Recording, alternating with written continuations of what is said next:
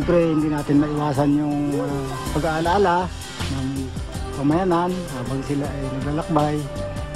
Nananabik na rin ako na sila ay makapiling ko at na matanong ko rin sila anong ba yung status ng paglalakbay ninyo.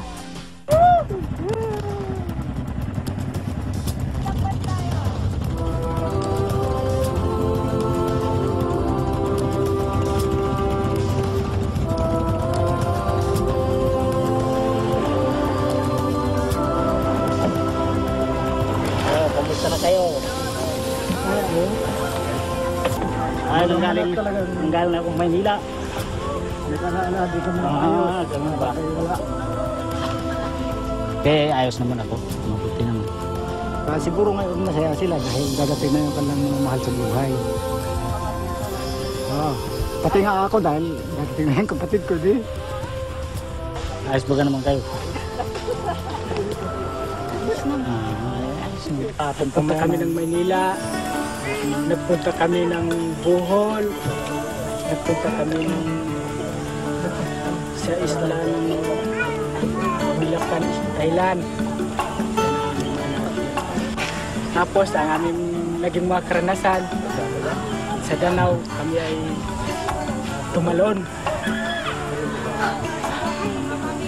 Saka yung nalipat, Mag-guide. Oo, Hindi, may tali. may tali. Pero mataas siya. Ayun po, mataas. Oo, mataas. Tapos kami nagpunta sa Manila Bay. Ang daming isda doon. Sa Manila Bay. Namasyal din kami sa Ano ba, sa Manila Bay o sa Manila Zoo? Manila Bay. Manila Bay. Aquarium yun, malaki. Yun.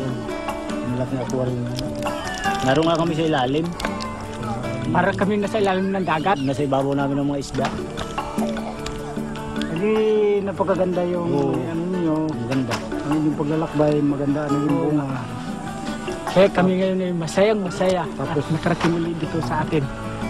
Ako nga po, sa totoo niya, papasalamat pa rin nga po ako at nakarating ako ng iba't ibang lugar sa pamamagitan po ng programa po ninyo. Adi, ang pinakamagandang aming narating ay nakasakay kami ng aeroplano. Hindi katulad nung digay yung aeroplano, kita natin sa lupay, mga ng kaba siya. No? Malaki pala yan. Kaan tao pa naman sa loob niyan. Tumira kami sa kondo. Sa ika-6 na palapag kami, doon kami naroon. Kami sa taas. Sa Quezon City. O, napagpapabait po nila yung mga Kabait po nila. Hindi po kami pinapabayaan. Kompleto po sa kain. Sa tamang oras po ang kain. Bago tapos, inaaliw po kami sa araw-araw. Kaya ako nagpapasalamat din sa mga taong lumabay sa inyo. Yun, dahil nakarating ka ng malulati. At meron kayong mga magandang balita na may paparating sa ating mga kasambahay. Na ganito yung narating ninyo. At may mga dala din kami para sa ating pamayanan. Ayan, maraming salamat sa Na binigay ng kanilang ahensya.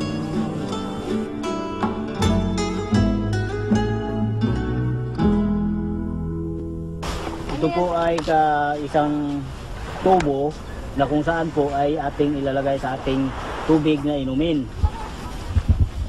Sa ganun po, tayong lahat ay inom ng malinis na tubig at hindi tayo kukuha sa malayo.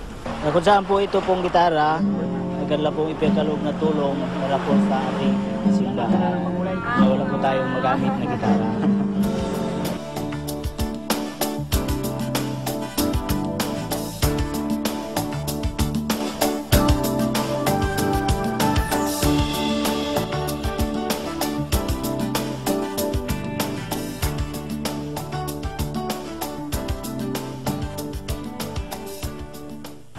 Ay, sa latag po ako. Bakit? Masarap ang hangin. Masarap ang ilog.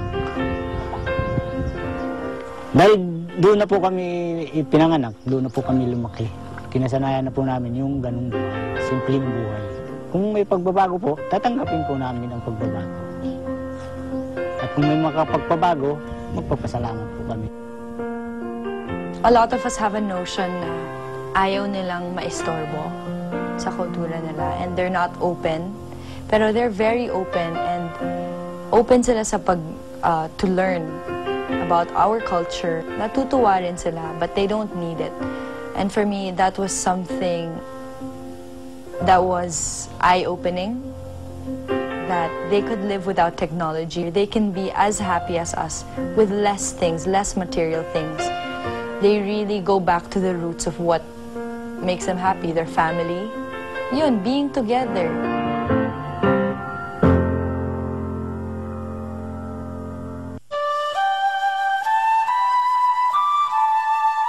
Sige lang po.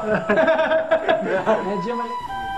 Siyempre si Tatay Bina, yung mukha ni Tatay Bina, kasi siya yung ulo eh.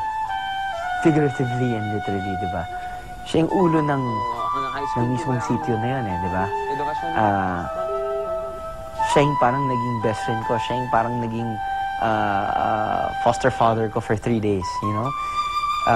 Pangalawa, I guess yung hipon. Di ba? Kasi ito sa symbol of ano eh, parang raw.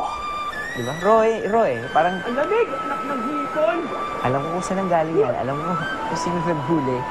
Alam ko kung paano nila hinuli. Alam ko kung paano nila niluto. At alam ko kung saan pumunta. Alam mo yun? Ang sarap. Natikman ko. Hindi ko lang nakita. Natikman ko pa. Yung ilog, parang gave me comfort. Ganun na lang. Importante sa akin yan dahil, you know, you can't really live without water. Hindi ko makakalimutan ang mga itsura ng mga bata habang kinikiliti ko sila, habang sinashampoo ko sila. Oh! Kilikili! Kilikili! Kilikili!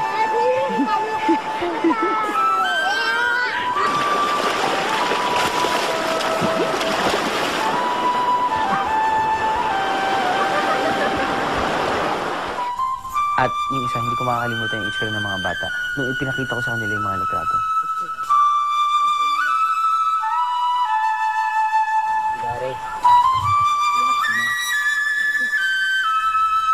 Ay, hindi naman nila alam ko. Ano yung litrato na to? Ano to? Mirror ba to? Teka. Ako to parang alam mo yun, iba yung parang yung mga raw emotions na nakuha ko, na nakita ko. Parang Stig. Galing.